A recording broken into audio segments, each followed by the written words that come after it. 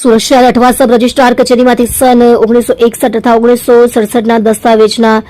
volume તથા registrar કાઢી રજિસ્ટરો તથા દસ્તાવેજોમાં ફેરફાર કર્યા અંગે નોંધાયેલ લેન્ડ ગ્રેબિંગના ગુનામાં તથા ચેક રિટર્ન કેસમાં સજા પામેલ અને છેલ્લા 2.5 વર્ષથી પેરોલ જમ્પ કરી રીઢા આરોપી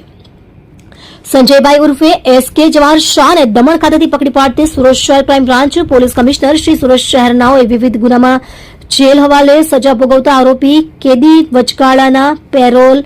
અને ફલ રજા પર મુક્ત થઈ પરત હાજર ન થઈ ફરાર આરોપી અને કેદીઓને પકડવા સારું સૂચના આપવામાં આવેલ હોય જે અનુસંધાને અધિક police commissioner Shri crime Surat શહેર તથા નાયબ police commissioner Shri crime Surat શહેર તથા મદદનીશ police commissioner Shri crime Surat શહેરનાઓની સૂચના અને માર્ગદર્શન હેઠળ સુરત શહેર ક્રાઇમ બ્રાન્ચની ટીમો વર્કઆઉટમાં હોય આ દરમિયાન જનરલ સ્કોડના પોલીસ માણસોને મળેલ બાતમી હકીકતના આધારે પેરોલ જમ્પ આરોપીને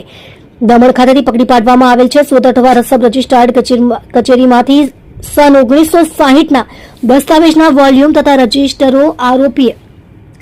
સુરત સબ રજિસ્ટ્રાર કચેરીમાં પટાવાળા તરીકે નોકરી કરતા પ્રકાશ રાઠોડ મારફતે કઢાવી સન 1961 તથા 1967ના દસ્તાવેજના વોલ્યુમ તથા રજિસ્ટરોમાં ફેરફાર કરી બોગસ બનાવી પરત સુરત સબ રજિસ્ટ્રાર કચેરીના રેકર્ડમાં મૂકી આરોપીએ સુરત સબ રજિસ્ટ્રાર કચેરીમાંથી બોગસ દસ્તાવેજોની નકલો કઢાવી બજારમાં અલગ અલગ પાર્ટીઓ સાથે સોદાઓ કરેલ જે અંગે સન 2022ના વર્ષમાં અઠવા લાઇન્સ પોલીસ સ્ટેશનના